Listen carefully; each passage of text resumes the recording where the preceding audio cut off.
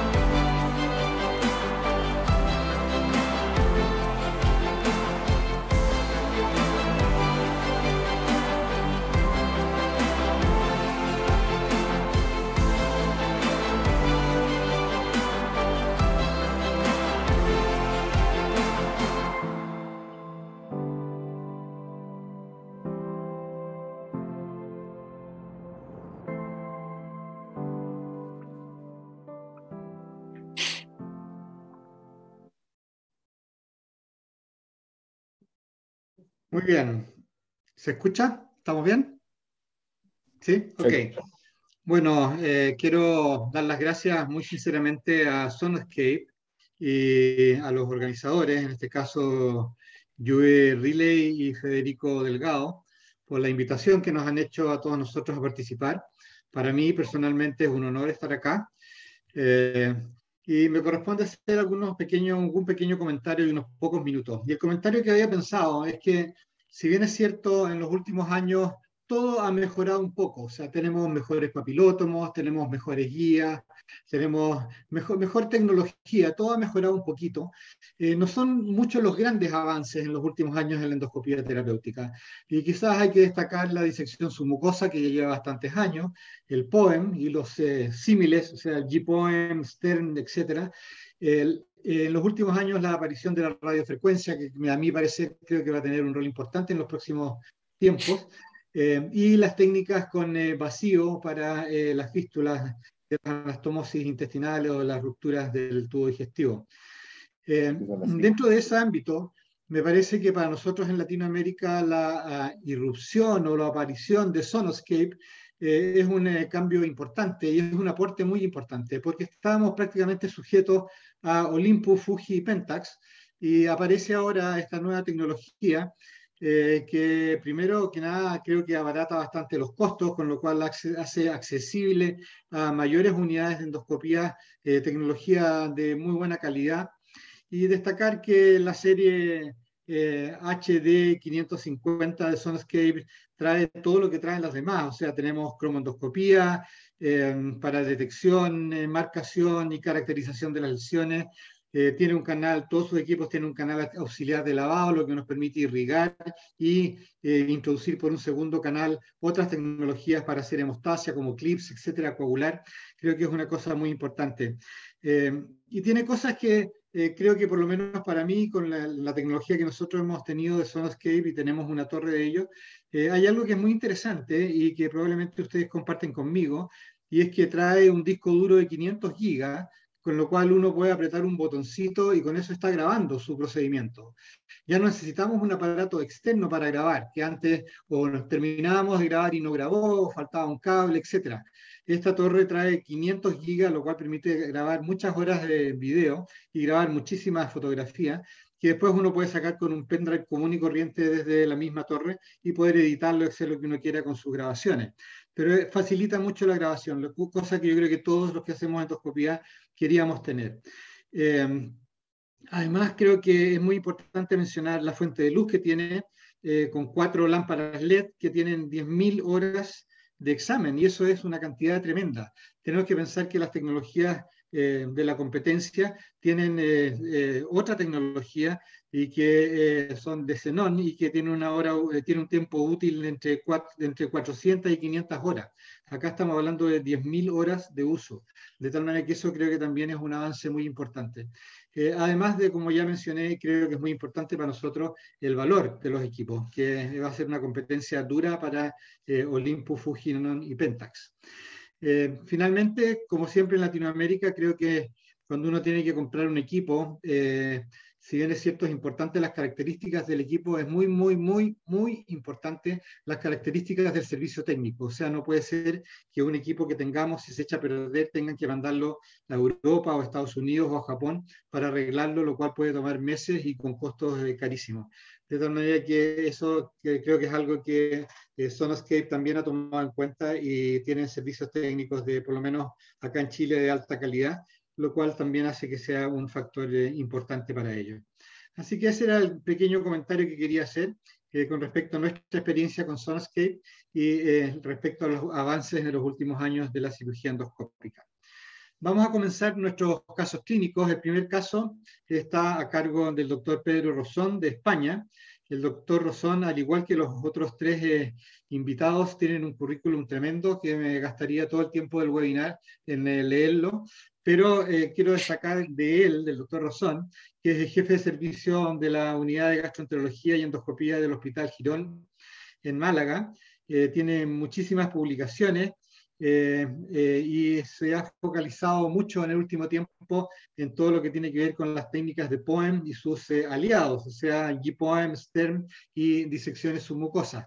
Así que le vamos a dar la palabra sin más al doctor Pedro Rosón. Muchas gracias por estar acá y por enseñarnos con su video. Doctor, adelante, terminado su video, tenemos un pequeño espacio para preguntas y comentarios entre nosotros y también desde el público. Muchas gracias, doctor Rosón, una vez más. Perfecto, muchísimas gracias.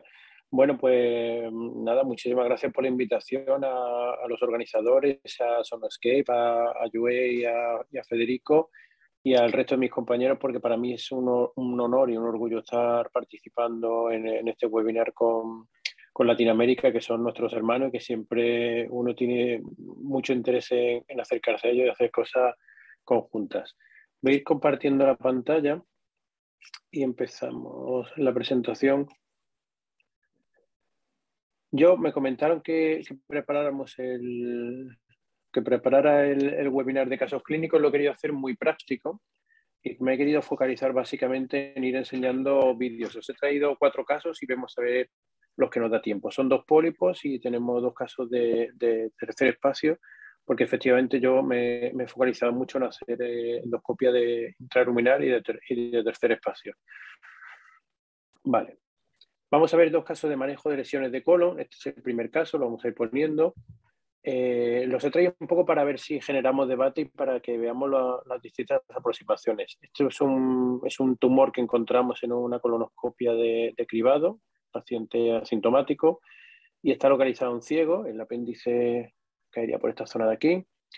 Vamos a ver cómo utilizamos los sistemas de imagen que tiene la torre Sonoscape, que bueno, tiene un sistema para hacer cromoendoscopia de luz azul y otro de detección del SFI, que es cromoendoscopia de luz blanca, y vemos las características del pólipo. No sé si se pueden poner preguntas. Yo he dejado para la audiencia un par de preguntas del caso, no sé si se podían poner en el sistema, pero bueno. Mira, sí, perfecto. Vamos a dejar un par de segundos a que la gente clasifique la lesión. Yo creo que esta es bastante facilita de clasificarla. No tengáis, esto no es un examen, no vamos a poner nota, no tengáis susto de responder. La clasificación óptica siempre es difícil, siempre hay dudillas. Venga, vamos a ponemos resultados, ¿eh? ¿Se puede?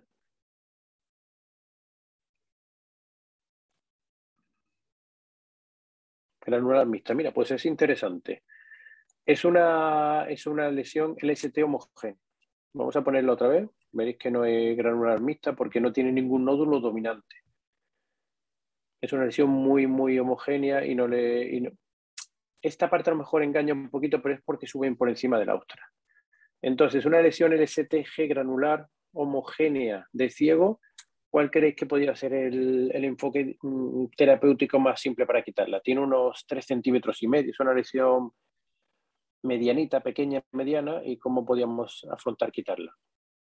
Vamos a dejar que... Tenemos que ir rápido, así que os dejo que votéis rápido.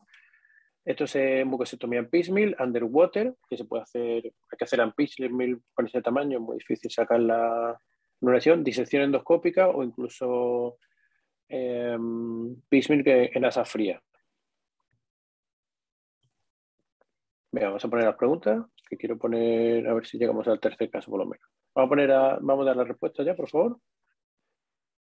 Y muy bien. Mucosectomía fragmentada. Pues efectivamente esa fue lo que nos planteamos en el caso. Tener en cuenta que simplemente la parte más importante de quitar una lesión de colon, la parte más importante es el diagnóstico. El diagnóstico óptico y la estimación de riesgo de invasión submucosa. Tener en cuenta, no traigo prácticamente teoría, pero tener en cuenta que simplemente la morfología de las LST ya nos da una estimación bastante fuerte del riesgo de invasión submucosa. Y en este caso, una lesión LSTG homogénea de ciego tiene un riesgo de invasión en tramos distales del colon de un 1%. Es un riesgo de invasión muy bajo, con lo cual no podemos permitir el lujo de quitarla de forma fragmentada, científicamente segura, y no tenemos que tener una pieza oncológicamente completa, no hace falta hacer una disección endoscópica. En este caso es una lesión que, si bien es grande, pues se puede sacar relativamente fácil por disección endoscópica. Por disección por mucosectomía. ¿Siempre entras con el CAP puesto? Pues esta lesión es que retiramos, como lo solemos hacer en el hospital, esto se citan en turno de terapéutica aparte. Entonces esta lesión se había visto en una colonoscopia screening y se citó para terapéutica. Y como veo para terapéutica, fuimos con el capuchón puesto. Es una buena pregunta porque cada vez me gustan más. Sobre todo cuando vamos a quitar pólipos, voy ya casi siempre. Como yo me gusta hacer las mucosectomías en piecemeal, me gusta seguir una serie de reglas básicas, me gusta inyectar bastante, sobre todo cuando estamos en colon derecho. Aquí estamos utilizando una solución de inyección muy viscosa, porque quería tener un abón gordo, y bueno, pues Orais, que es una solución que supongo conocéis de Boston, que se utiliza mucho en disección. Me gusta, si vamos a hacer un piecemeal, porque yo hago mucha disección y ya me he vuelto muy, muy delicado con estas cosas, me gusta sacarlo en trozos grandes, los mínimos trozos posibles. Esta lesión salió en 4 trozos, vamos a avanzar un poco. Y me gusta intentar sacar trozos muy grandes y recogerlos rápido. ¿Vale? Entonces ya veréis cómo intentamos. Hacemos una inyección completa de la lesión porque esta solución aguanta mucho tiempo la submucosa. Intentamos coger trozos bastante grandes para que los saquemos en los mínimos trozos posibles. El ciego siempre es una zona que hay que tener un poquito más de cuidado, pero no es tan fácil perforar un ciego. Tenemos en la mente los endoscopistas que es una zona muy delicada y no es tan fácil. Mirar los trozos, que intentamos que sean muy grandes para que sean los mínimos trozos posibles y que se puedan rescatar, sobre todo con seguridad.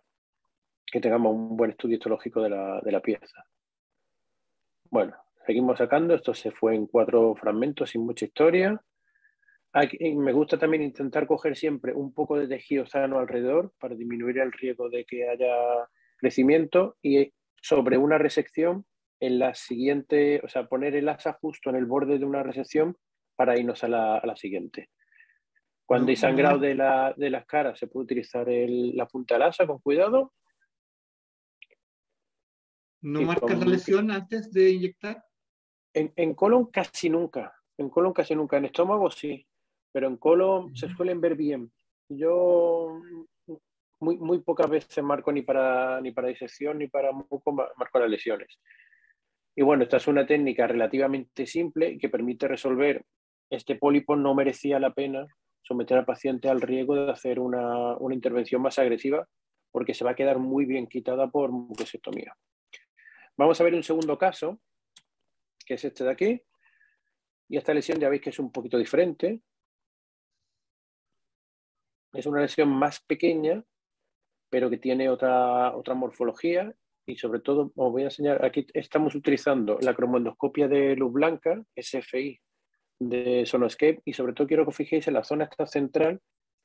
Es una zona donde ya no tenemos una cierta pérdida del patrón mucoso y vascular. El resto de la lesión es muy homogénea. Esta zona a mí no me gustaba, aparte de que es una lesión que tiene otra morfología que la anterior, que es una... Ahora vamos a pediros que la clasifiquéis también, pero esta es una lesión que tiene otra morfología diferente, ¿vale?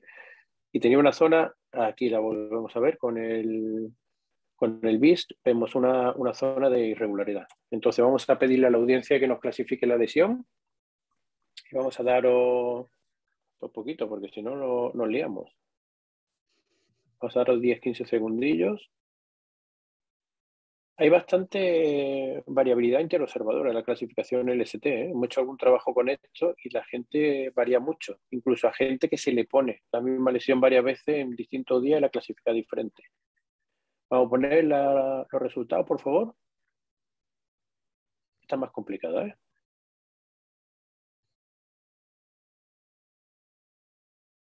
A ver. Granular mixta. Bien, bien. Pues ha habido más concordancia. Efectivamente, es una lesión granular mixta, como hemos visto antes. Vamos a tirar, si podemos tirar para atrás la clasificación. A mí me parece que es una lesión granular mixta y ya subimos a un riesgo estimado sin el área que hemos visto con pérdida del patrón mucoso de más de un 7%, ¿vale? Entonces, igual, ¿qué opciones os parecen razonables para quitar esta lesión? ¿Cómo la quitaríais? Son las mismas preguntas. Mucosectomía fragmentada, underwater, disección o en asa fría.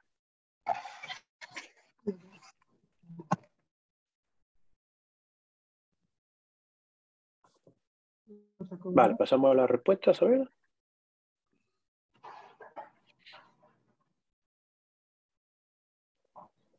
Muy bien.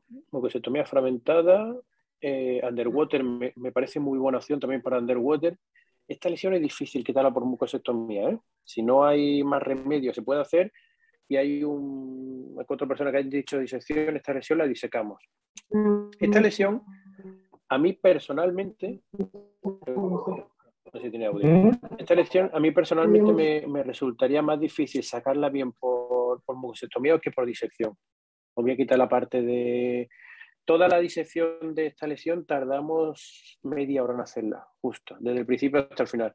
Y os voy a poner la parte del corte mucoso para que veáis, igual estamos utilizando una solución hiperviscosa, para que veáis, no está editada, para que veáis la velocidad de entrada.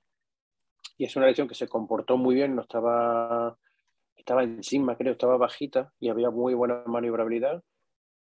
Y mirar cómo se puede hacer un corte muy rápido de una entrada mucosa. Todo esto está sacado del vídeo como tal, sin editarlo, ¿vale?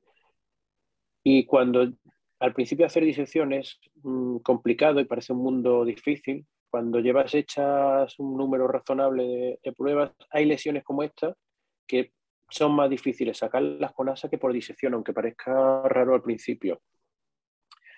Entonces, lo que nos planteamos en esta lesión, como había esa zona central que no nos gustaba, que terminó siendo una displasia de alto grado, nos planteamos pues, disecarla de forma completa y sacarla en un solo bloque y analizarla. Mirar otra cosa importante en estos endoscopios, tienen muy buena calidad de imagen y te permite muy bien ver los planos. Si os fijáis aquí, veis esta zona, que es el plano muscular. Este sería el plano submucoso que por donde trabajamos y mirar qué bien se diferencia la mucosa del plano muscular para ir trabajando con seguridad, con el bisturí pegado al músculo para intentar ir lo más profundo posible, pero sin llegar a tocarlo en ningún momento y mirar cómo te permite pues, trabajar con mucha finura, porque se ven muy bien los planos. ¿Qué bisturí te gusta usar de todos los que hay? Pues mira, yo soy poco pijo, como se dice en España, poco exquisito. Utilizo indistintamente, este es el Flash Knife de Fuji y utilizo indistintamente el de Olympus, el Dual Knife y el Flash Knife. Me gusta un poquito más el Dual Knife, porque es un bisturí un poquito más fino y es un bisturí más agresivo, es más rápido. Y a mí me resulta un poco más divertido de trabajar con él. Pero prácticamente ya veréis ahora que hacemos un GPON, utilizo casi indistintamente. Últimamente que trabajo más con corte que con disección, lo podemos hablar si queréis, utilizo más el Flash Knife. Vamos a poner, yo creo que será el último caso, porque no sé ni... Sí, bueno, vamos más o menos bien. El último caso es un caso tercer espacio. Sabéis que que bueno, el tercer espacio es el espacio submucoso. Se desarrolló durante un tiempo las técnicas de Notes, que han quedado en poca cosa, pero el tercer espacio sí nos está dando un campo de trabajo muy interesante, ¿vale? Nos permite lesiones que están situadas más profundas que la mucosa y la submucosa, poderlas resecar, que no podríamos hacerlo con técnicas normales porque tendríamos una perforación. Las técnicas de tercer espacio, como ha comentado nuestro anfitrión antes, pues hay varias, os han descrito muchas. El POEN es la más clásica y es la que más, con la que más experiencia tenemos, y es la base, lo primero que hay que aprender cuando hace tercer espacio. Luego está la resección de tumores submucosos, que es un campo apasionante y a mí es que ahora mismo prácticamente lo que más me gusta. Las técnicas de Fulcinex y de Ester son fantásticas. El tratamiento de la gastroparesia por G-POEN, que es el caso que vamos a ver.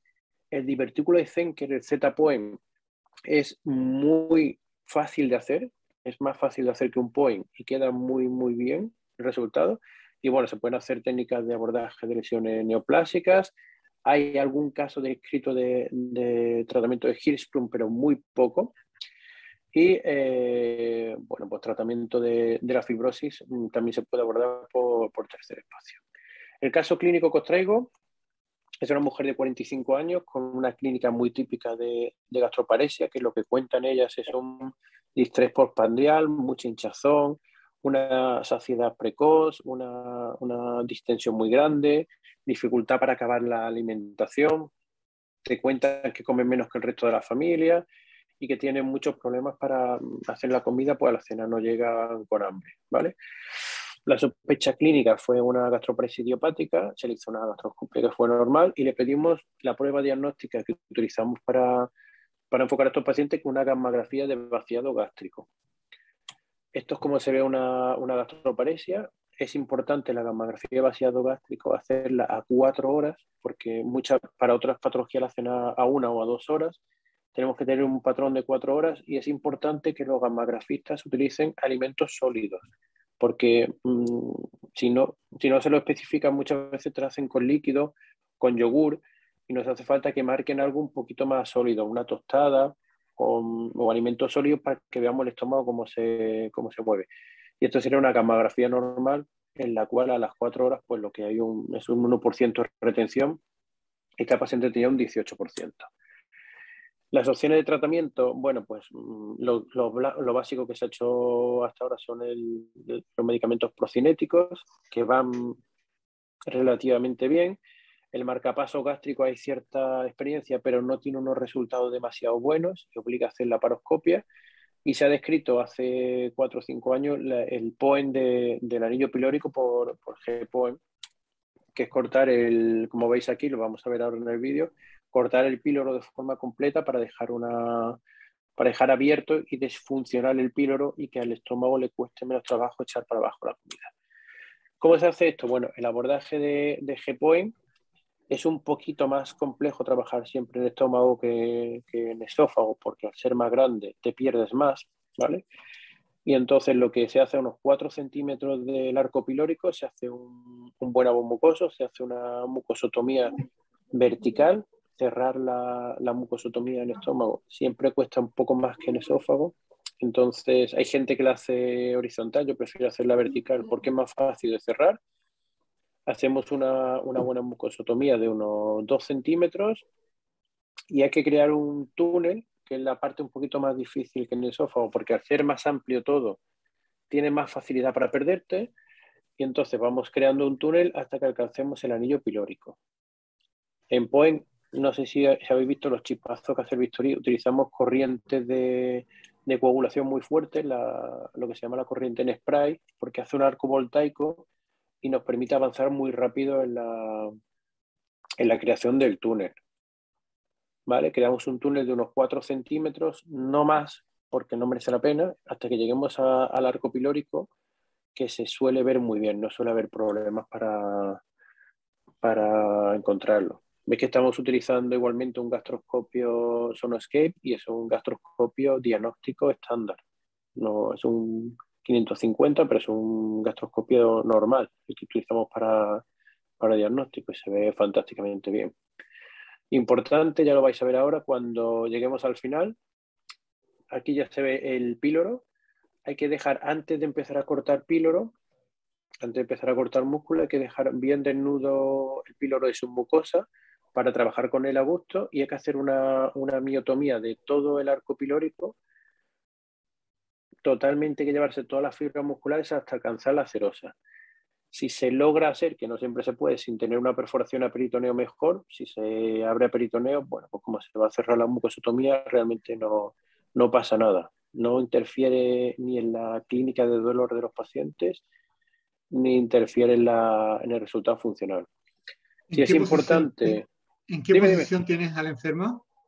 Boca arriba, boca arriba. Boca arriba. Okay.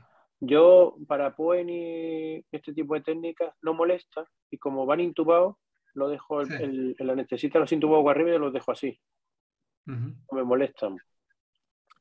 Es importante aquí cortar bien el músculo, no dejarte ninguna fibra muscular. Veis que hay ya lo que sale es serosa, ya estamos con las últimas fibras musculares que estamos cortando para que haya un buen resultado. Y ya os digo, si logras, en estómago sí hay serosa, si logras dejarlo intacto y no perforar al paciente, bueno, hace menos carnoperitoneo. Si lo perforas, no tiene repercusión clínica si haces un buen cierre de la mucosa. Hay que cortar el arco pilórico y hay que cortar aproximadamente 1 centímetro. Aquí lo veis el resultado final. El arco pilórico entero que estaba aquí y como 1 centímetro o 2 de muscular propia del antro, para que no haga un pseudopíloro durante la cicatrización y que te dé problemas de cicatrización. Y bueno, cerrarlo con Clio, esto no tiene demasiado interés. Cómo se cierra. A ver si tenemos uno del final y ya está. No sé si me da tiempo a poner el último vídeo, si no os enseño solamente la ecografía. Este es un tumor submucoso de la unión esofagogástrica.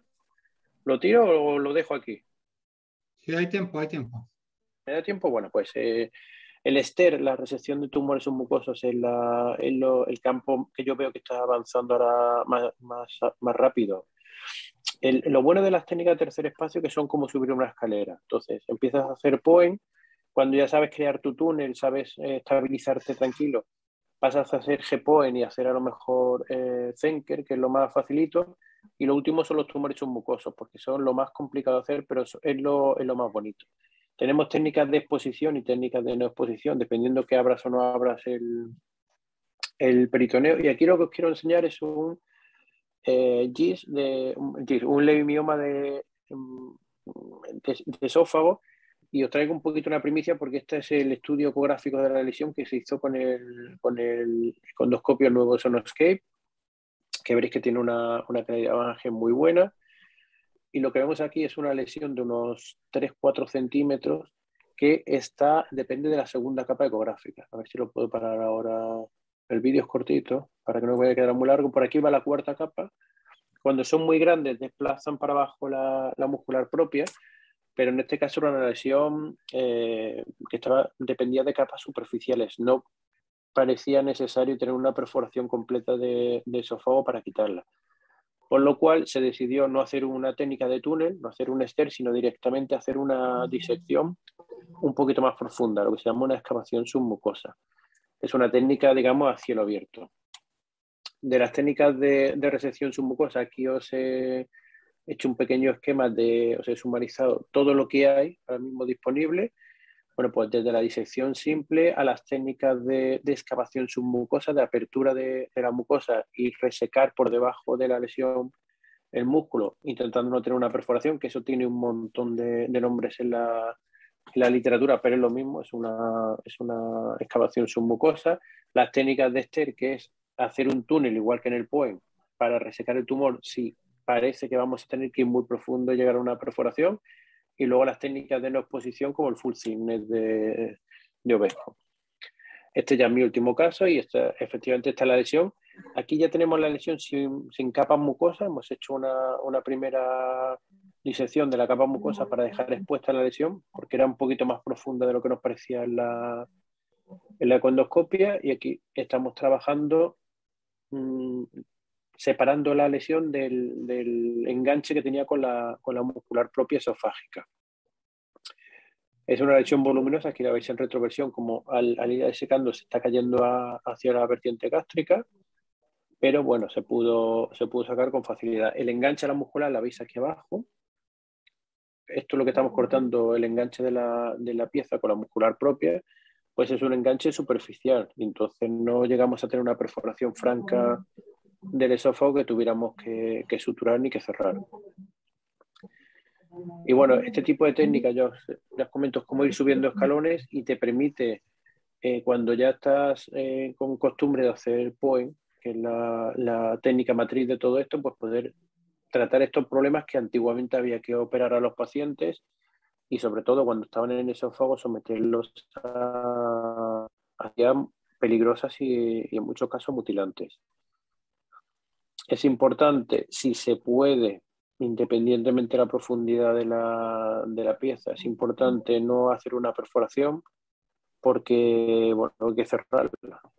Siempre existen riesgos si abrimos el peritoneo o el mediastino. Entonces, si logramos sacar la pieza, aquí ya hemos superado el enganche con la muscular y ya estamos otra vez en submucosa, ya estamos en plano superficial y ya se puede avanzar rápido hasta resecar de forma completa. Todo lo que os comento, si podemos no perforar, pues trabajo que te ahorras tú de cerrar la perforación y riesgo que se ahorra el paciente de tener una complicación. Ya llevo un ratillo cascando, así que aquí ya la lesión estaba pues, cayendo un hilo pequeñito, se cuelga hacia el estómago, ya queda el último penacho, aquí veis el tumor submucoso opuesto, y queda el último penacho de submucosa que resecamos y quitamos.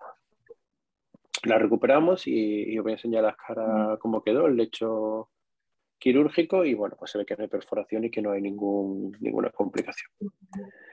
Esta es la pieza que sacamos, de unos 3 centímetrillos, como se había visto en la condoscopia, y ya está. No me voy a enrollar más porque al final me he comido tiempo, que me suele pasar siempre. Os dejo mi contacto para lo que queráis y bueno, espero que os haya gustado la charla. Muchas gracias. Muy bien, excelente. No sé si habrán preguntas, comentarios. Mientras aparecen las preguntas, yo puedo hacer un comentario. Como tú muy bien dijiste, cuando uno hace un poem, el túnel es como ir en un río, o sea, va a través del esófago, va avanzando ese camino. Pero cuando haces una piloromiotomía es como navegar en el océano, o sea, hay mucho más posibilidades de irse para distintos lados. Y quizás al principio un buen truco es poner al paciente boca arriba, tal como lo tienes tú, y como lo hacemos en la sala de colangio, tenemos un arco en C. Entonces metemos el endoscopio, pasamos el píloro, en ese minuto prendemos el arco en C y marcamos el mismo camino del endoscopio con un alambre sobre la piel del paciente. De tal manera que cuando avanzamos nuestro túnel y queremos saber cómo vamos, damos un pantallazo de rayos y si coincide el alambre con nuestro endoscopio, quiere decir que vamos camino al píloro y no nos vamos a perder en el océano que es el estómago. Es muy simple, muy fácil y puede ayudar entonces a guiar exactamente el camino que uno tiene que seguir hacia el píloro y no desviarse de ese camino. Oye, Algo pues simple. mira, no conocía la técnica, no la había hecho nunca y me pareció una idea súper interesante. Está muy bien pensado, porque es verdad que al principio muchas veces te pierdes y tienes que estar entrando y saliendo del túnel Claro, para ver la dirección que la estás llevando bien. exacto. Y sobre todo para lesiones submucosas yo creo que puede estar muy bien. Las de estómago Exacto, que hay porque que ir aquí a tú buscarlas algunas veces. partes colocando el endoscopio lo más estirado posible, pasado el píloro, Bueno, y prendes el rayo y pones un alambito sobre el endoscopio bajo visión radiológica. Y ahí lo apagas. Y después cada ciertos minutos vas haciendo pantallazos de rayos y vas viendo si tu túnel o tu endoscopio coincide con el alambre que está marcando en la piel del paciente hacia dónde va el píloro. me Puede ser gusta, me útil al gusta. principio sobre todo. No sé si hay Muy chulo. preguntas. Doctor Navarrete, una pregunta, doctor Rosón. Claro, por supuesto, por favor, adelante, doctor Gómez. Doutor Rosson, Kachabi descreveu a dupla incisão do píloro.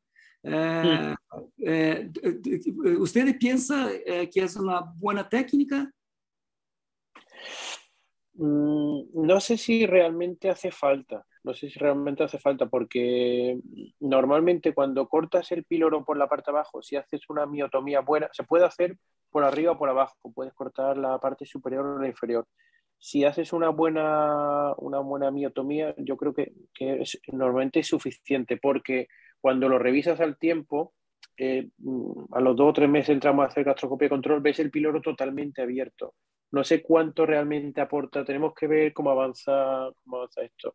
No sé cuánto realmente aporta si has hecho un buen corte y has llegado hasta la serosa, hacer una segunda incisión.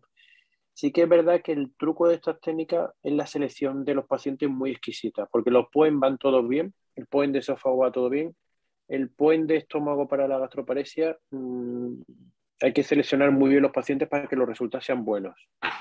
Perfeito. Yes. Uma outra Gracias. pergunta. As ressecções com asa fria são realizadas principalmente com pólipos serrilhados. Actualmente, há artículos que han demostrado o uso de asa fria em los adenomas. ¿Usted piensa que es una buena técnica también? Sí, sí, yo creo que ese es un camino que vamos a ir cada vez avanzando más.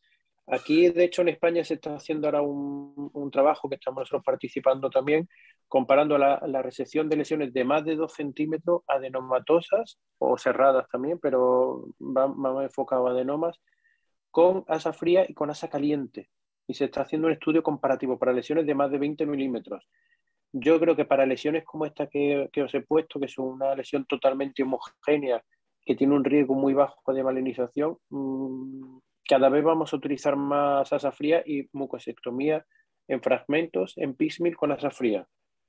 A mí me gusta mucho, mucho la asa fría y reseco muchas lesiones con asa fría. Una última pregunta. Disculpe. Sí, claro, adelante. Una última pregunta. Usted indica ESD en las lesiones de colon y reto solamente cuando tienes señales de invasión submucosa o también indica en las lesiones granulares homogéneas?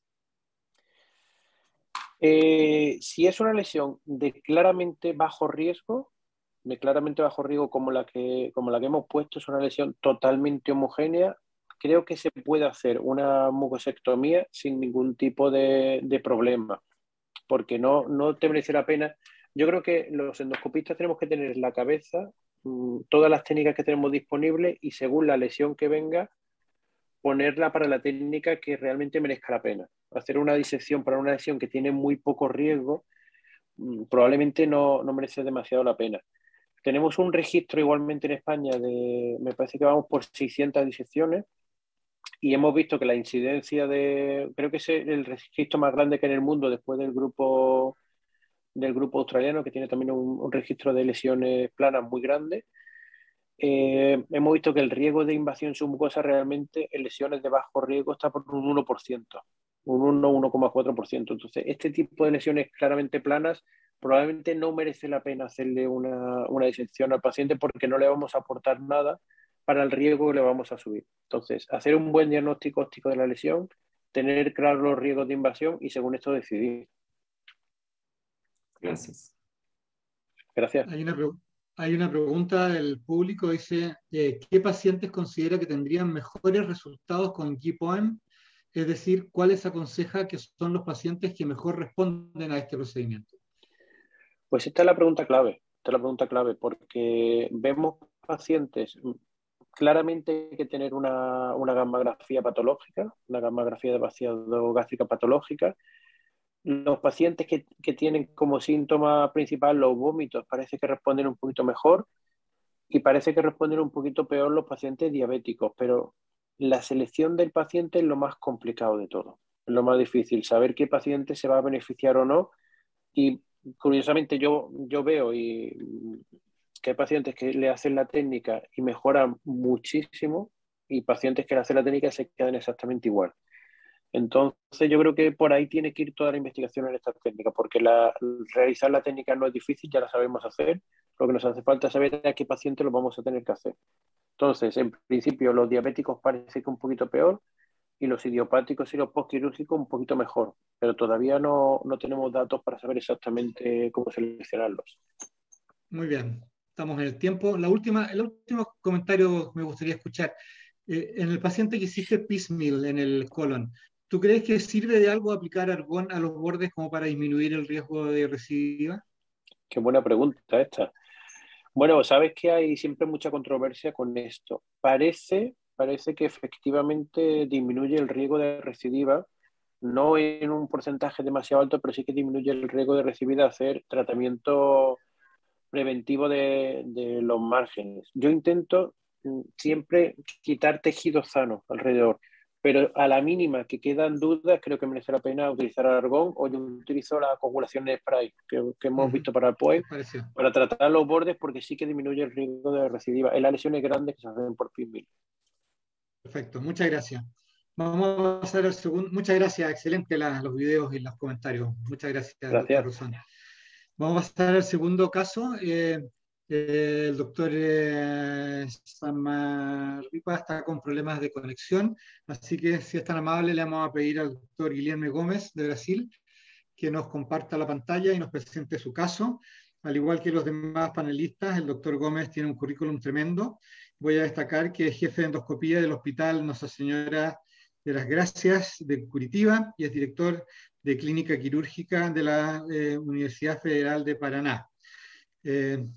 Nos va a presentar un caso muy interesante de una fístula colorectal. Adelante, doctor Guilherme Gómez, por favor. Muchas gracias. Buenas noches a todos. Inicialmente me gustaría de agradecer, es una honra de estar invitado, de participar de este evento tan importante. En relación al uso de vácuo modificado en endoscopía, actualmente ya tenemos la experiencia con 31 pacientes, siendo pacientes con fístulas do tracto digestivo alto y bajo. El caso que voy a presentar es titulado El uso del vácuo endoscópico modificado en el tratamiento de la fístula colorectal. Se trata de un paciente de sexo masculino, 55 años, con neoplasia del recto. Fue inicialmente sometido a radioterapia y quimioterapia como neoadjuvante. Posteriormente fue sometido a rectosigmoidectomía sin ileostomía de protección. Estas son las imágenes de la lesión, un tumor vegetante infiltrativo localizado aproximadamente a 6 centímetros del borde anal. La lesión compromete aproximadamente el 50% de la luz y no era obstructivo. Esta imagen demuestra la lesión después del tratamiento neoadjuvante con respuesta muy importante, con presencia de lesión ulcerada con fundo fibrinoso y halo de Perinea alrededor. El paciente evolúe con sospecha de fístula colorectal y tomografía de la región pélvica con contraste nos confirmó la sospecha. El paciente fue sometido a ileostomía. Esta imagen tomográfica muestra la anastomosis y posteriormente la colección de la tienda fistulosa. Esta otra imagen demuestra la misma lesión con contraste, y esta imagen demuestra el dren quirúrgico dentro de la tenda fistulosa. Posteriormente, hubo complicaciones clínicas con fiebre, caída del estado general, hemograma infeccioso y un aumento de pruebas de la actividad inflamatoria. Fue solicitado una consulta del servicio de endoscopía para avaliar el caso. Fue realizada una rectosigmoidoscopía y evidenciamos una desconexión completa de la anastomosis, con línea de anastomosis inferior en aproximadamente 2 centímetros de la línea pectina, y la parte superior de la anastomosis aproximadamente 4 centímetros. Entre ellas fue visualizada una tienda fistulosa pélvica presacral grande y con gran cantidad de fibrina y escombros, siendo visualizado el dren quirúrgico dentro.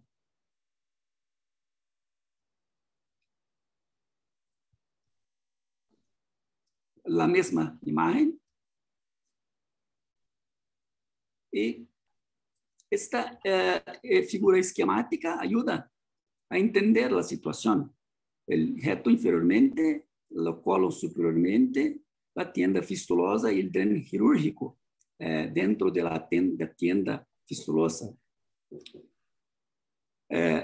Fui discutido con el paciente y el médico asistente el uso de vácuo endoscópico verificado, y la estrategia del tratamiento fue la siguiente. Inicialmente, el VT, el dreno vácuo modificado con irrigación. Es muy importante utilizar irrigación en tiendas fistulosas con bastante secreción y escombros. Eso acontece mucho en fístulas de colon y mediastino. El objetivo es evitar la obstrucción de la sonda a vácuo por la secreción. Utilizamos el propio dren quirúrgico para irrigar. Siempre tenemos que recordar que cuando el dren nos estaba siendo utilizado para irrigar, permanece cerrado para mantener la presión del vácuo dentro de la tienda fistulosa. Posteriormente, a eliminación del dren de irrigación con la disminución de la secreción. Después, mantener el dren a vácuo fijo en la región pélvica externamente y posteriormente ir disminuyendo el tamaño del dren a vácuo sin fixación externa.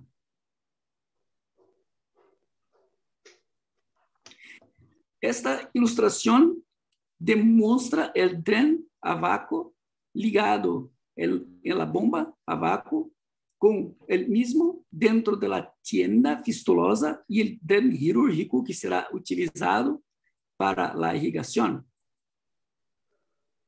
Esta otra ilustración también demuestra el dren a vácuo irrado a la pared abdominal inferior, lugar del dren quirúrgico anterior.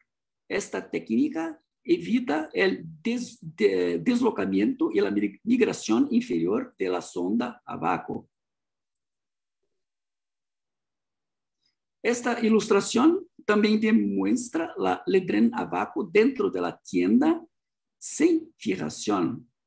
En la evolución, cuando nos tiene más fibrina, secreción y el tamaño de la tienda disminuyó, fui disminuyendo el tamaño del dreno a vácuo en el sentido inferiormente, junto al orificio anal. Este vídeo es el vídeo del primer día de la instalación del dreno a vácuo. Esta parte demuestra el colon, la parte superior de la anastomose, y esta parte del video demuestra la parte inferior de la anastomose recto. Entre ellos, la separación de la anastomose con fibrina. Se nota también las grampas quirúrgicas. Esta parte del video demuestra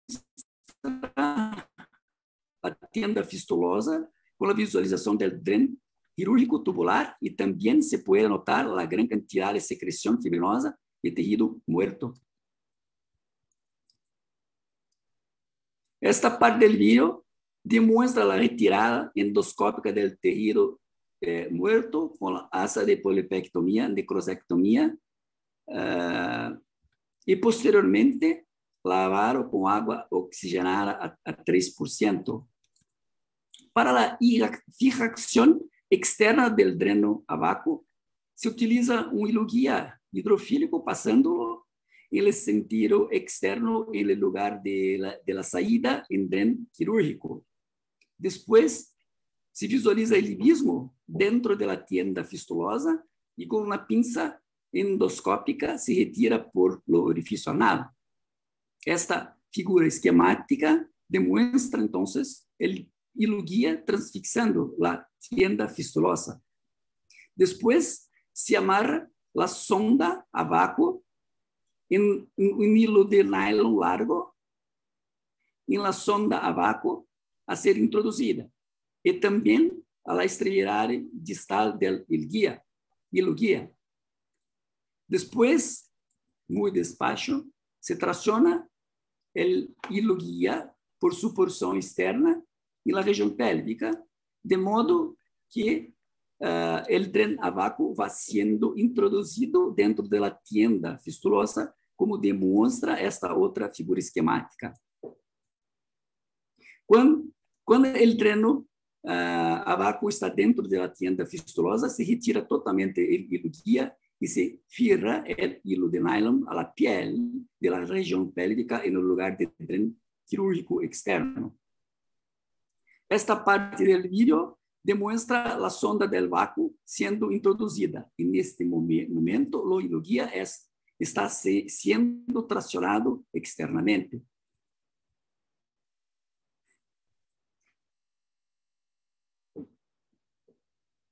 Esta parte del vídeo demuestra la sonda del vácuo, demuestra el colapso de la tienda cuando se instala el vácuo. La tienda se colapsa totalmente. Estos son los materiales que necesitamos para la confección del tren a vácuo. Una sonda nasogástrica, número 14, el material curativo tipo film adesivo, IV3000, Joban, Lexcar, y por último, un hilo quirúrgico. Como el material del curativo tipo film no es poroso, se realiza huecos en el mismo con una aguja y después se enrolla una metade de una gasa en la sonda nasogástrica y posteriormente se fija al material del curativo sobre la gasa de la sonda. Después se puede fixar todos con un hilo quirúrgico, dejando una pequeña asa del hilo en la extremidad distal. Acá. En el caso de este paciente, utilizamos la sonda disponible del conjunto de terapia a vácuo, utilizaron en la cirugía conjuntamente con la bomba de vácuo de la misma empresa. Inicialmente, cambiamos el vácuo cada 5 días, porque la cantidad de tejido muerto y secreción era muy grande. Después ya comenzamos a cambiar el tren a vácuo a 7 días. Esta diapositiva muestra 10 días de tratamiento a vácuo en el segundo cambio. Podemos observar una disminución del tejido muerto, mas también de tejido fibroso y necrótico en gran cantidad. En esta otra diapositiva se muestra 20 días de tratamiento a vácuo en el cuarto cambio de tren a vácuo. Observen que no más hay tejido necrótico, tejido muerto, sin embargo, todavía con bastante tejido fibroso. Un tejido de granulación que se comienza a formar de forma grosera. Todavía mantuvimos el tren para lavar y ya estábamos pensando en retirarlo. En esta próxima diapositiva se muestra 30 días de tratamiento a vácuo y en el sexto cambio a vácuo. En este día fue retirada a sonda de drenaje. Normalmente utilizamos no más de que 15 días de irrigación, pero en este caso, debido a la radioterapia, la mejora con el aparecimiento del tejido de granulación fue más demorada. Observen el tejido de granulación que aumentó a pesar de que es grosero, irregular, con vasos negros formados, más dilatados, probablemente por la radioterapia. Área de fibrina todavía son visualizadas.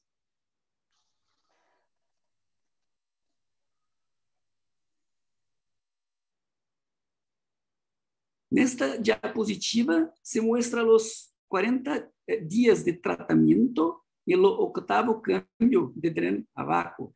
Se observó un aumento más expresivo de tejido de granulación, a pesar de que todavía área de fibrina sin granulación en el fondo de la tienda fistulosa, como acá, en el fondo de la tienda fistulosa. Para tratar esta particularidad, esta imagen esquemática muestra una sonda a vácuo modificada con una pequeña esponja en la punta para estimular esta área no granulada por microdeformidad. Esta región probablemente es muy rígida por la radioterapia y no colapsó con el efecto del vácuo. No está representado en el esquema, pero esta sonda fue fijada en la parte externa con un hilo de nylon. A esponja foi revestida por o mesmo material de dreno tipo filme. Esta foto mostra a sonda em close importante de la NASA e a extremidade para fijação em el hilo de nylon. Cuando el drenaje de la secreción disminuye bastante o se aproxima mucho a cero, es posible una utilización de un dispositivo portátil que proporciona a vácuo de forma mecánica con 125 milímetros de mercurio. Es pequeño, versátil, no necesita de pilas o energía eléctrica para funcionar. Este dispositivo se llama SNAP. Ele solo colecta um aproximado de 60 ml máximo e é descartável. Nesta próxima diapositiva se mostra 54 dias de tratamento e no 10º câmbio da sonda a vácuo. Se observa uma melhora expressiva da área com fibrina e o fundo de tienda fistulosa que desapareceu em 14 dias de vácuo del tipo pirulito. Nesta próxima diapositiva mostra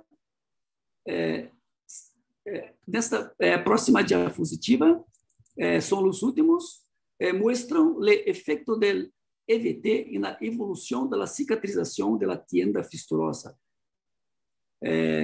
Observa-se bastante fibrina de tecido muerto, depois diminuição do tecido muerto, sin embargo, todavía com bastante fibrina, depois uma granulação grosseira, provavelmente por efeito da radioterapia, granulação grosseira, depois da granulação grosseira, uma granulação mais regular e fina, sem embargo, todavia com tecido de fibrina. Depois, a fibrina localizada solamente no fundo da tienda fistulosa. E depois, tecido de granulação sem fibrina. Esta imagem. Para finalizar, eu gostaria de mostrar o efeito de vácuo na evolução da cicatrização da linha inferior da anastomose. Inicialmente, a linha inferior totalmente desconectada, com grande quantidade de fibrina. Esta foto, todavia, mostra uma grande quantidade de fibrina, mas começa um processo de granulação, com tecido inflamado. O tecido de granulação já é mais evidente, com o tecido inflamado ao redor. Disminuição importante da fibrina, início da delineação da linha inferior entre o recto e o cólon. Posteriormente, em presença de tecido cicatricial, e posteriormente uma linha de cicatrização completa entre recto e o cólon, como mostra esta foto. Como conclusões, o uso do vácuo endoscópico modificado é uma opção no tratamento de las fístulas colorectales bajas, e a radioterapia é um fator limitante do êxito do tratamento endoscópico com o vácuo modificado. Gracias. Muchas gracias, doctor Gómez. Fantástico el video, muy impresionante además. Mientras llegan las preguntas, yo tengo algunas. uno de los factores que hay que tener cuidado con el sistema de vacuo en portugués quiere decir vacío en español. El sistema de vacío es que si queda cerca de vasos importantes sanguíneos puede producir fístulas y pueden haber sangrados importantes. En este paciente tenía dos riesgos de sangrado, que era la radioterapia y los vasos. ¿Usted cree que eso es importante? Y si piensa así, ¿qué cosas podemos tener en cuenta para tratar de disminuir el riesgo de que se produzcan hemorragias importantes por vasos sanguíneos?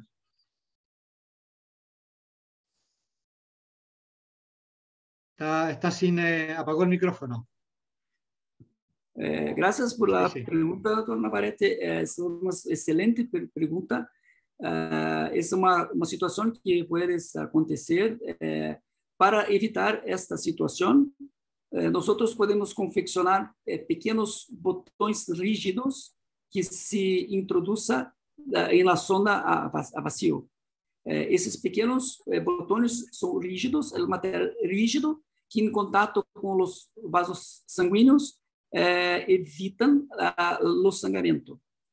Essa é a situação, essa é uma situação que podemos fazer quando existem vasos acerca da região da tienda fistulosa a ser tratada. Perfecto. Y la otra pregunta era, a pesar de que la cavidad que había era muy grande, su sistema de vacuum era bastante pequeño, no era una gran esponja, era algo más bien fino. ¿Eso siempre es así o usa esponjas más grandes también? É sempre assim, porque o principal mecanismo de ação do vacío é justamente o colapso. É importante fazer este colapso justamente para que a microdeformidade possa fazer a cicatrização da tienda fistulosa. Neste caso, o desafio justamente foi a radioterapia, porque o tecido é muito rígido e o colapso, a gente não sabíamos exatamente se o colapso aconteceu de fato. Então, a radioterapia é considerada uma contraindicação relativa. Mas eu penso que nesses casos, doutor Navarrete, o que fazer? O que fazer nesses casos? Se não fazer o vacío, a terapia vácuo-EVT. Quais as outras indicações de tratamento que podemos fazer nesses casos? No, poca, muy poca y con muy malos resultados además, esto porque implica grandes cirugías, probablemente colostomía y esperar que esto se solucione y en un segundo tiempo tratar de hacer una reconstrucción del tránsito, pero tenemos los mismos problemas, tenemos una zona irradiada, tenemos zona infectada y los resultados son muy malos. Yo creo que el vacuum es una cosa muy, muy importante en estos pacientes. Muy bonito su video, muy obrigado. Gracias. No sé si habrá alguna otra pregunta del público o de los demás participantes. Si no, vamos a pasar a la tercera presentación. Muchas gracias, doctor Gómez. Vamos a pasar al tercer caso, que es el del doctor Felipe Samarripa, de México. También tiene un currículum muy impresionante. Voy a destacar que es presidente de la Asociación Mexicana de Gastroenterología y es jefe del Departamento de Gastroenterología del Hospital Juárez de México, y nos va a presentar entonces su caso clínico. Doctor Felipe, adelante, por favor. Hola, muy buenas tardes. Doctor Navarrete, yo lo conozco hace muchos años en México, como el doctor Carlos, los conocemos desde hace muchos años porque son ustedes referentes de la endoscopía en su país y en el continente americano. Y me da muchísimo gusto participar. Yo tenía entendido, después de ver todos estos casos complejos, mi caso es un caso sumamente sencillo, es un caso de la vida real, terrenal, de lo que vemos habitualmente todos los días en los estudios de endoscopía. Y entonces voy a presentarles este caso, que realmente es un caso para magnificar los beneficios que tiene la utilización de lo que es el Sonoscape como tal. Comparto Ahorita compartimos pantalla. Es un caso muy sencillo, muy habitual de todos los días.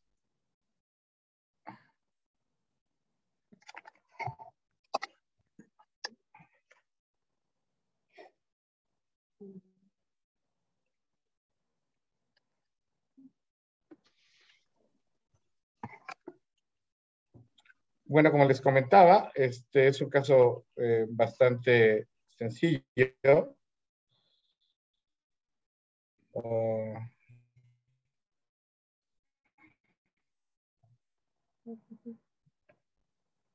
Para verlo como solamente una presentación.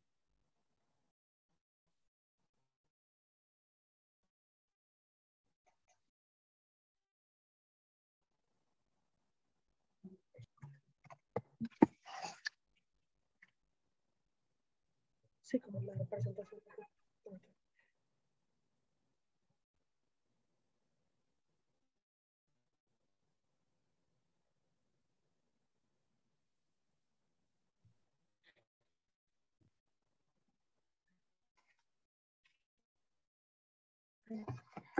Bueno, yo soy dirigida a la Asociación Mexicana de Endoscopía en el año 2009 y después a la Asociación Mexicana de Gastroenterología, y por eso he tenido el gusto y el honor de conocer a muchos endoscopistas de todo el continente.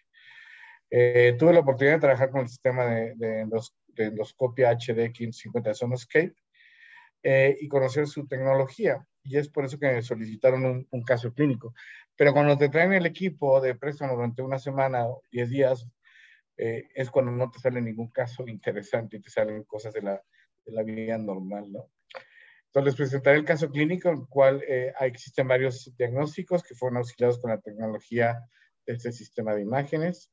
Es un paciente masculino de 55 años con obesidad mórbida e hipertenso.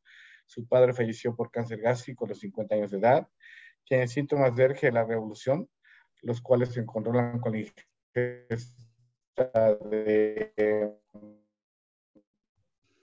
doble, realmente agua nocturna. Entonces tenemos las dosis unidas con la ingesta de procinéticos en este caso.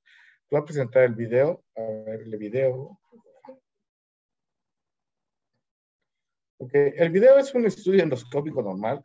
Le digo que es para los endoscopistas que trabajamos el día a día, la endoscopía convencional y diagnóstica, no los casos, por ejemplo, el doctor Rosón o el doctor Guillermo, de los casos que ustedes tienen.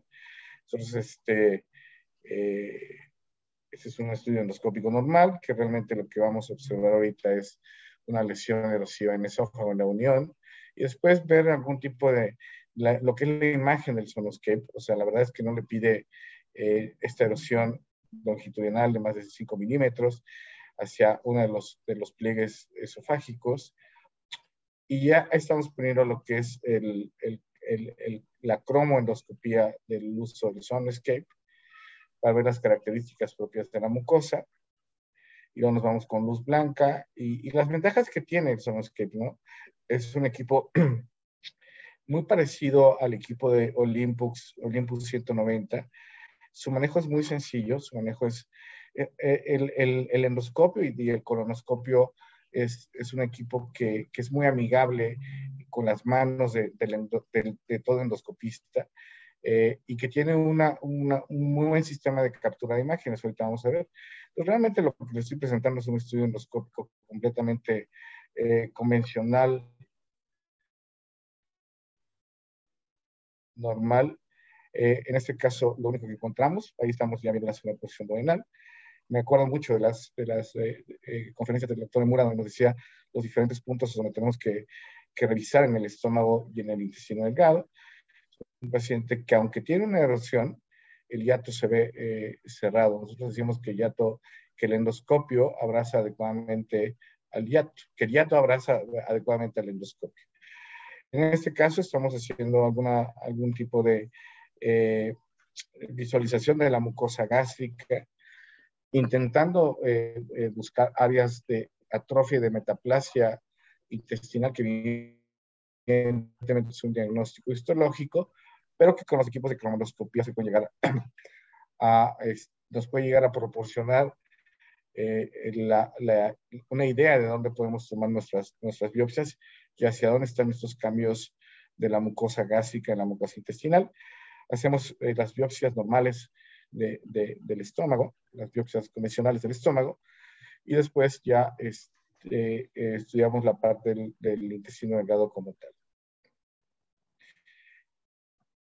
Un segundito.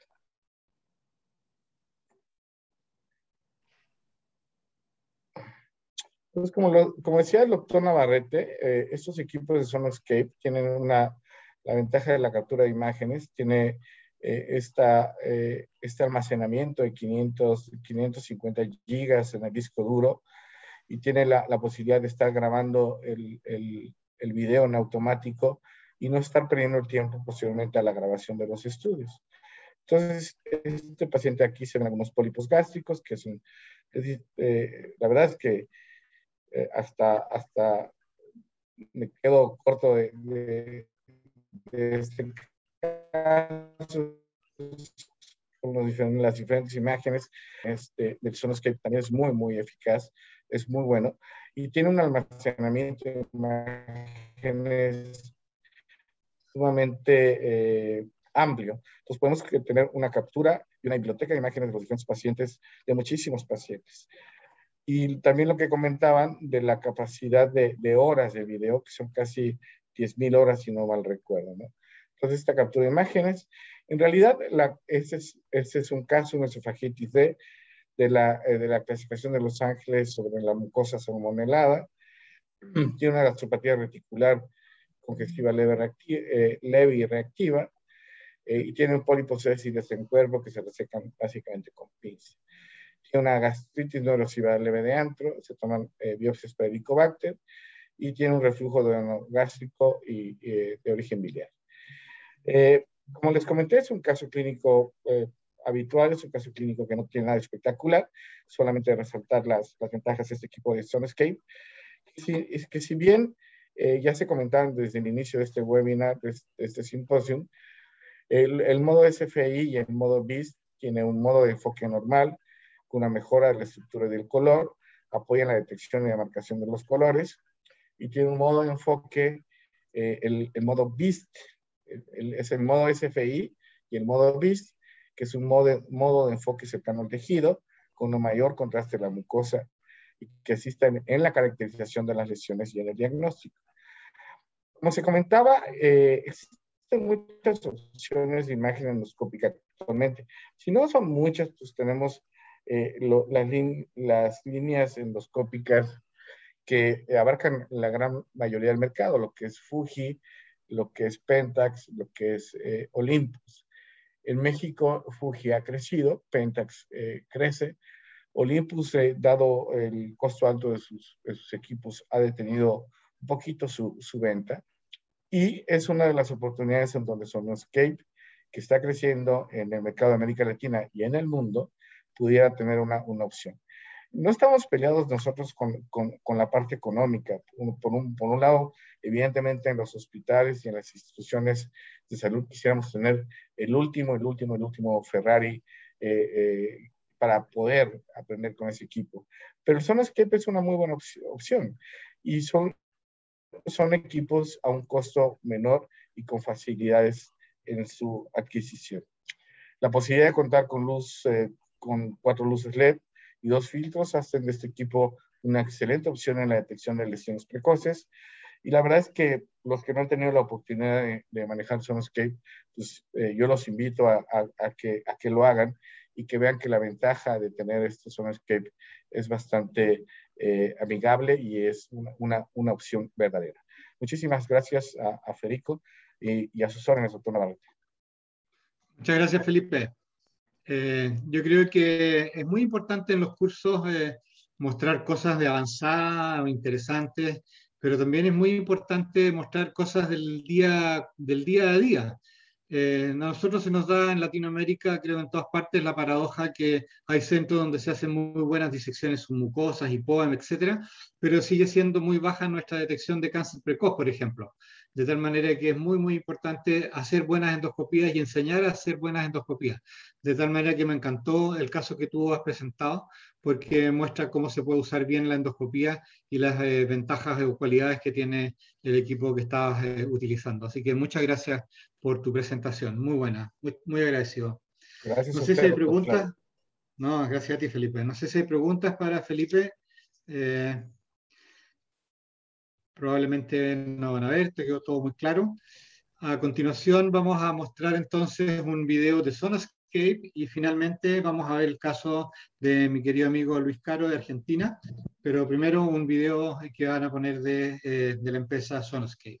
Adelante, por favor, Federico, quien corresponde.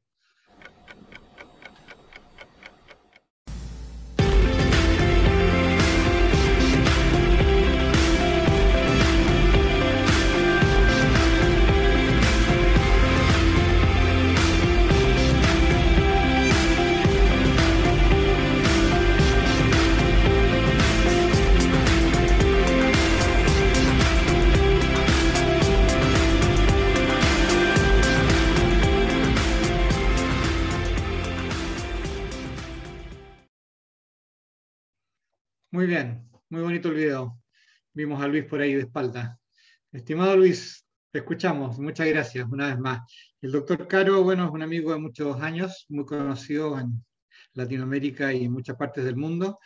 Él es director de la carrera de especialidades en endoscopía digestiva de la Universidad de Buenos Aires, el jefe de gastroenterología del Instituto Alexander Fleming en Buenos Aires y es profesor extraordinario de la Universidad de El Salvador.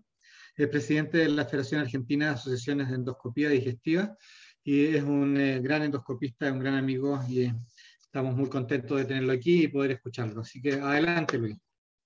Bueno, muchas gracias, Claudio Navarrete y todos los que estamos compartiendo estas experiencias que realmente se pudieron hacer con este tipo de equipo, el Sonoscape, que realmente tiene una buena visión. Bueno, agradezco a Fede también, Fede Delgado, que me haya participado. A ver, perdón. Bueno, este es un caso interesante en sí, más allá de la visión. Es un muchacho de 38 años que, como antecedentes personales, a los 36 años tuvo cáncer de colon sigmoideo, un T3N0M0 en el 2014.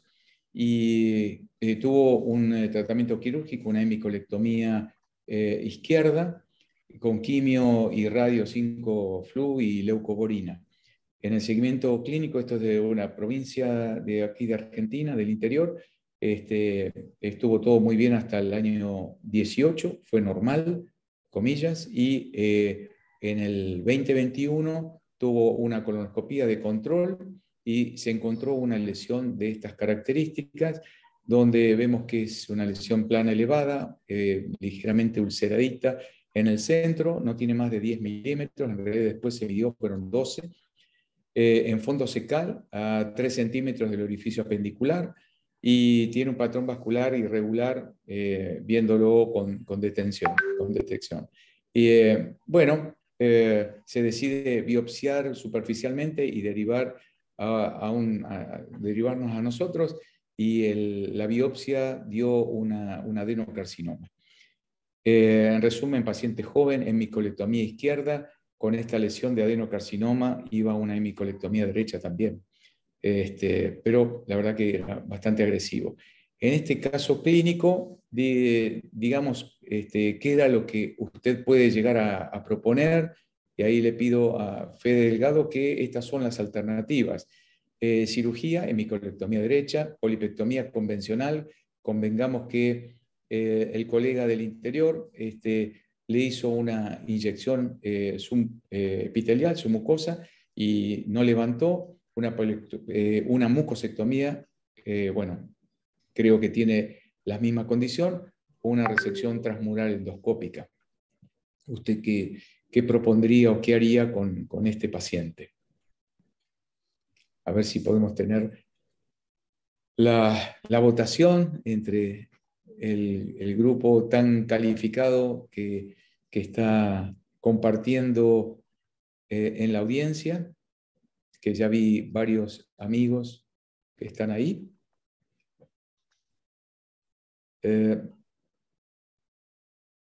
Bueno, viene un poco, quizá viene un poco inclinado, pero efectivamente, bueno, es lo que intentamos y lo que hicimos. Vamos a sacar esto. Y entonces, sí, efectivamente, bueno, esto es un procedimiento de los últimos que estamos haciendo. Ya llevamos 23 casos solamente, y 23 casos en 2 años, así que no es que sea mucho, ¿no? La estadística.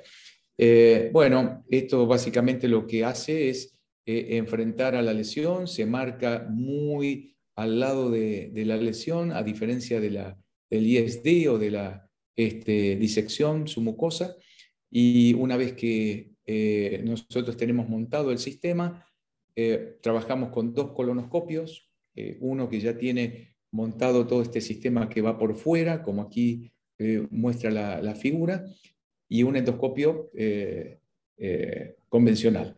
Entramos con el endoscopio convencional y vemos la lesión, como podemos verla acá. Ahora vamos a ver en serio, la verdad, este es otro de los casos que tuvimos. Y luego, una vez que marcamos, retiramos ese endoscopio y entramos con el otro endoscopio montado, que no es fácil después armarlo. Ahí encontramos y hallamos la lesión, ahí en pantalla. Vemos esta lesión con esta erosión aquí, pequeña, y ahí podemos hacer, en este nuevo equipo que estamos manejando, una coloración virtual o electrónica, donde vemos falta de vascularización a este nivel y perfectamente los límites a este nivel. Quizá esta depresión también se deba no solamente a la lesión ulcerosita o erosión que tenía, sino también a la biopsia.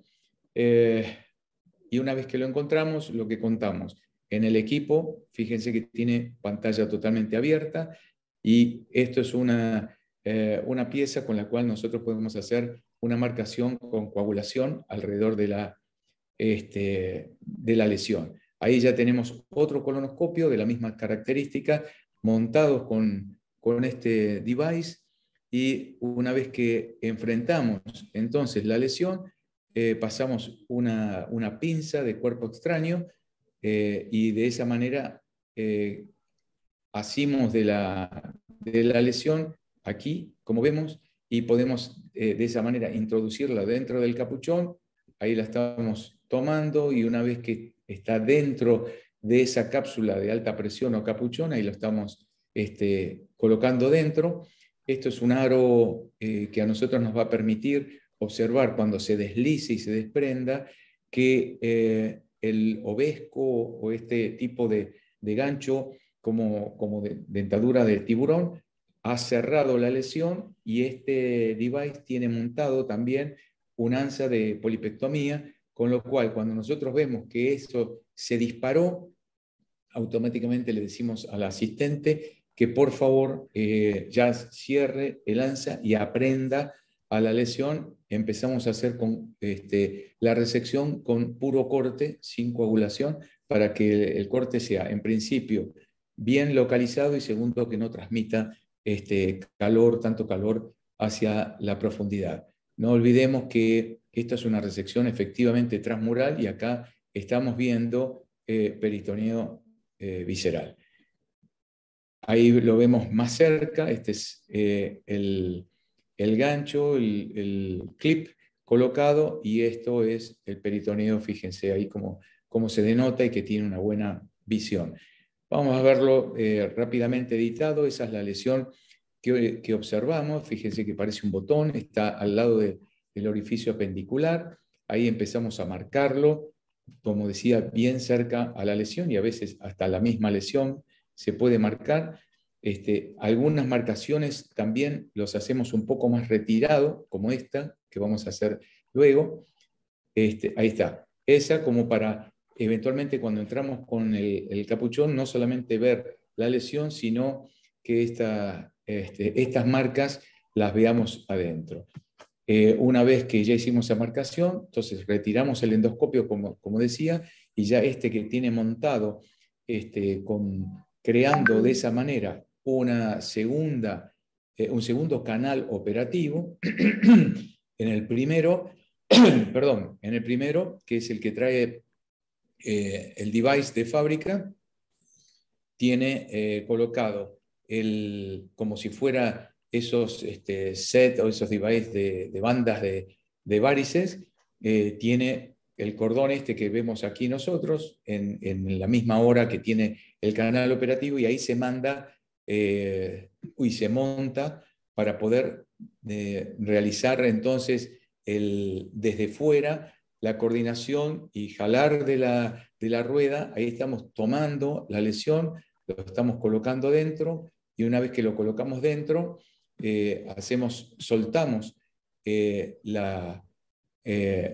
clip, y fíjense acá cómo se fue, estaba acá a esta posición, y ahí nos fuimos. En ese momento le decimos a la asistente que apriete y nosotros cortarlo. Este paso hay que insistirle porque el corte es muy duro, muy fuerte. No nos olvidemos que estamos cortando todas las capas musculares y todas las capas, y hasta la serosa. Y esta es la imagen, fíjense que muy linda la imagen, cómo vemos perfectamente los bordes muy nítidos como se cortaron. Después montamos, por supuesto que cuando sacamos el equipo con la pieza dentro de la cápsula, entramos con el colonoscopio, ahí vamos con un poco del ritmo cardíaco un poco más acelerados hasta llegar y ver que no haya perforación, que no haya sangrado, que no haya pasado nada, y una vez que terminamos el procedimiento, lo montamos como cualquier pieza, y ahí vemos, y acá viene la parte interesante quizá de discusión luego, donde la macroscopía tenía 22 por 18, sobre la mucosa se observa una lesión, que se acuerdan que decíamos 10 milímetros, después vimos que el patólogo lo marcó como 13 milímetros y por 10 milímetros, y que dista 0,5 milímetros del margen. Es decir, que nos dimos un margen bastante interesante, y la microscopía dice adenocarcinoma bien diferenciado, originado de un adenoma que se extiende infiltrando el tercio inferior de la submucosa. Es decir, que de la clasificación de Kikuchi es un SM3, capa muscular completa e indemne, no se reconocen embolias vasculolinfáticas ni infiltración perineural, ausencia de budding tumoral, márgenes libres. Con esto lo que quiero comentar es que nosotros a este nivel estamos discutiendo en Ateneo, este es un caso muy reciente, y que fue el primer caso que hice con este nuevo equipo. Es un canal operativo 3.2, y lo que vemos en este caso, discutir que el SM3 va entre 10 y el 20% de las posibilidades de tener una metástasis linfática en un N1.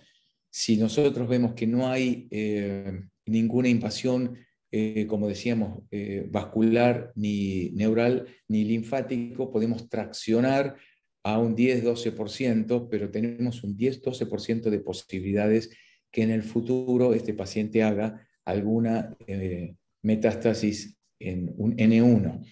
Entonces, esto es lo que estamos evaluando en Ateneo, que lo vamos a tener el martes que viene, así que como verán, es muy fresco todo esto. Y acá otra de las preguntas es, en un equipamiento, la importancia es la manualidad en virtud del device montado, quiero decir que es más complejo, tiene menos manualidad, es más duro, por lo tanto, equipos que eventualmente son más rígidos, sin ningún device montado por fuera, es más difícil maniobrar, y sobre todo que haya que llegar hasta ciego. La tecnología de magnificación UHD, el CO2, si es imprescindible, un asistente entrenado o todas. Bueno, no hace falta que lo pongamos, Fede, me parece que estamos de acuerdo con que son todas, digo, en virtud también del tiempo. Gracias por sacarlo. Y perdón. Y entonces, para discutir, es un pólipo maligno resecado localmente de toda la pared lateral y profunda, pero en realidad el 15 y 23, pero es el 10, desde el 10 al 23%, según últimas ediciones que hice, búsqueda bibliográfica para el Ateneo que tenemos, de metástasis linfática sin invasión vascular, ni linfática, ni neural. Ahí estamos el 10%. Y entonces, las nuevas estrategias de este tratamiento, la verdad que habría que verlo, sobre todo porque hay alguna de las ideas que estamos proponiendo es en la laparoscopía, ver si se puede llegar a hacer una resección locorregional muy, muy limitada, pero si esto lo permite la anatomía del colon. Y en virtud de esto es para respetarle a un joven de 38 años el colon, si no, bueno, quizá tengamos que hacer una hemicolectomía y dejarle un manguito de lo que le resta de colon transverso.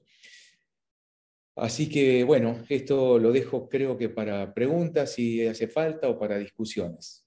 Muchas gracias por permitirme, lo hice un poco más rápido en honor al tiempo y la Estuvo posibilidad. perfecto. Estuvo perfecto, Luis. Muchas gracias. Muy bonito y muy impresionante. Pero mi comentario es que siendo riguroso, se supone que un paciente está curado cuando los bordes de laterales y de profundidad no muestran lesión y cuando no hay adenopatías comprometidas. De tal manera que en principio, si la lesión no se eleva, es probablemente porque está fijada hacia más profundo y por lo tanto, mientras más profundidad, más riesgo de ganglio comprometido. Por lo tanto, en teoría, este paciente no está curado. Y esa es la discusión que van a tener que tener ahora, qué hacer con este paciente. Técnicamente es muy lindo hacer la resección transmural, pero otra cosa es que el paciente esté curado independiente de que tenga medio colon afuera y solo tenga 38 años. A lo mejor le va a quedar el colon transverso nomás después de la cirugía. Pero siendo riguroso para el público, hay una muy buena relación entre que la lesión no se levanta y el grado de profundidad que tiene. De tal manera que si uno encuentra una lesión así y la inyecta y no se levanta, probablemente no hay indicación de hacer tratamiento endoscópico y en teoría debería ir a cirugía si no fuera un caso tan especial como el de este paciente joven con ya una hemicolectomía. Ese es el comentario que yo puedo hacer. Es cierto, Claudio, y en virtud de esos 23 casos que tenemos, la gran mayoría fueron o recidivas en lesiones con fibrosis o en olvidos, o bueno, en fin, que no levantaban, pero por fibrosis o que estuvieran casi invadiendo el anillo o el ostium apendicular, o estar entre medio de divertículos. Y la verdad que ninguno de los casos nos trajo tener que poner esto en un ateneo oncológico, quirúrgico, gastroenterológico, pues fueron realmente, no levantaban, pero por fibrosis, sino como un caso de cáncer, comillas, no voy a decir de nuevo porque ya dijo el patólogo que esto venía de un pólipo pequeño, pero fíjense qué pólipo pequeño y qué vitalidad y virulencia tiene esta adenocarcinoma en este paciente, ¿no? Y se está investigando a ver si pertenece a un Lynch, se están haciendo los distintos análisis de las mutaciones y de los anticuerpos. Así que sí, comparto con vos que la verdad que, y bueno, imagino que también dirás que los drenajes linfáticos es muy difícil sacarle los locos regionales, porque si no, ese colon, ¿dónde va a drenar, no? Y además que este paciente ya tuvo quimioradio, por lo que dijiste. Exactamente. Y que también hacen la cirugía más dificultosa de ir a sacar los ganglios. Bueno, muy interesante el caso y da para discutirlo largo probablemente. Muchas gracias. No sé si hay preguntas del público. Hay una pregunta, dice, Luis, ¿hubiera hecho lo mismo, la misma terapia si el paciente no hubiera tenido una hemicolectomía izquierda o harían la hemicolectomía derecha directamente? Gracias, Julio Lotero Polesel. Sí, sin duda, lo que estábamos charlando recién, sin duda, Julio, Salta, querido. Sin duda que una biopsia con adenocarcinoma, que ya lo mostró el colega también ex GEDIT, y no levanta, y la biopsia fue adenocarcinoma, va a una y joven, va a una hemicolectomía directamente. Lo que pasa es que queríamos ver si era un S1 o un S2, quizá no estaríamos tan complicado. Tiene un porcentaje muy, muy bajo, y hay que charlarlo con el paciente también, que es actor importante en decirles, bueno, estos son, qué es lo que puede pasar, ¿no? Puedes tener este porcentaje de complicación y no, y si no, sacar y quedarás con una, bueno, hay ilio-rectoanastomosis, ¿no? En pacientes con colitis ulcerosa y también jóvenes, y bueno, y siguen la vida bien, así que habrá que evaluarlo perfectamente con ellos. Muy bien. No hay más preguntas, parece. Creo que Federico, parece que hay un video de Sonoscape y después cerramos. Muchas gracias, Luis. Muy bonito el caso. A ti.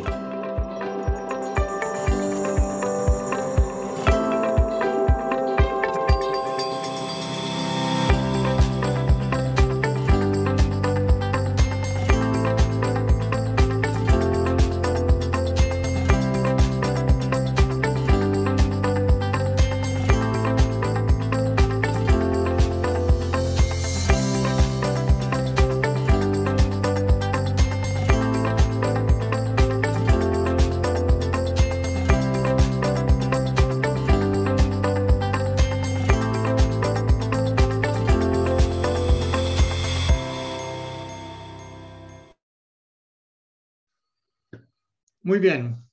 Hemos terminado nuestro webinar. Quiero agradecerle una vez más, muy sinceramente, a Guilherme, a Felipe, a Luis y a Pedro por haber participado con sus excelentes videos. Agradecerle a Sonoscape por haber organizado esto y habernos invitado. Y sobre todo agradecerle a Sonoscape que piense en Latinoamérica, porque acá tenemos muchísimos pacientes, tenemos muy buenos endoscopistas, como hemos visto hoy día, y es bueno tener alternativas a las tecnologías clásicas que son tan buenas como hemos podido apreciar en estas demostraciones con los equipos de Sonoscape. Así que muchas gracias y preocuparse mucho, mucho, mucho la gente de Sonoscape de que tengamos muy buen servicio técnico, que yo creo que es lo que hace la segunda gran diferencia. La tecnología, son tres pilares: la tecnología, los precios y el servicio técnico. Así que si eso funciona, seguramente dentro de poco Sonoscape va a estar invadiendo los campos endoscópicos latinoamericanos. Muchas gracias a todos ustedes y que estén bien. Chao, chao. Gracias, Claudio. Muchas gracias por la invitación y gracias a los compañeros del panel. Sí, gracias a todos. Gracias. Hasta luego. Gracias, gracias. Chao, Federico. Gracias.